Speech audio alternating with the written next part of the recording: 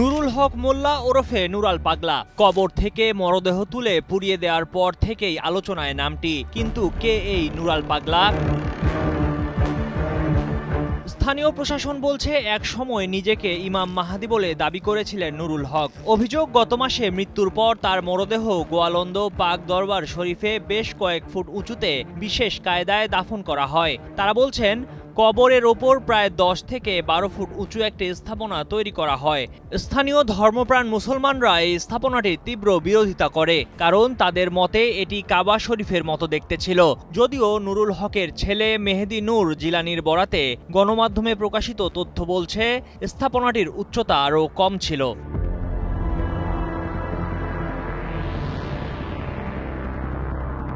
জানা যায়, রাজবাড়ী গোয়ালন্দ পৌরসভার 5 নম্বর ওয়ার্ডের হাতেম মোল্লার ছোট ছেলে নুরুল হক মোল্লা কিশোর বয়স থেকে গান বাজনা করতেন। 80-র দশকের দিকে তার অনেক ভক্ত জুটে যায়। পরে তিনি দরবার প্রতিষ্ঠা করেন। নিজেকে ইমাম মাহাদি দাবি করা নিয়ে স্থানীয়দের ক্ষোভের মুখে 1993 সালে তিনি মুচলেকা দিয়ে এলাকা ছাড়েন। পরে আবার এসে দরবারের কার্যক্রম শুরু করেন।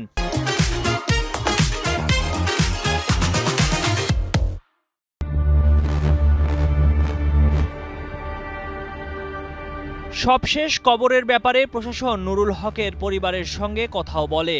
তার পরিবার গত বৃহস্পতিবার পর্যন্ত সময় নিয়েছিল। পরে শুক্রবার সেখানে হামলার ঘটনা ঘটল। জুমার নামাজের পর পূর্ব ঘোষণা অনুযায়ী বিক্ষোভ হয় এবং নুরাল পাগলার দরবারে ভাঙচুর ও অগ্নিসংযোগ করা হয়।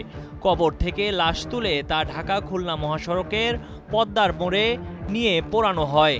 সারা দেশে এই ঘটনার তীব্র প্রতিক্রিয়া হয়। এক বিবৃতিতে সরকারও বলেছে, অন্তর্বর্তী সরকার গোয়ালন্দে নুরুল হক মোল্লা, যিনি নুরাল পাগলা নামেও পরিচিত, তার কবর অবমাননা ও মরদেহে অগ্নিসংযোগের ঘটনায় তীব্র নিন্দা জানায়। এই অমানবিক ও ঘৃণ্য কাজটি আমাদের মূল্যবোধ এবং একটি ন্যায়ভিত্তিক ও সভ্য সমাজের মৌলিক ভিত্তির ওপর সরাসরি আঘাত বলে বিবৃতিতে জানানো হয়।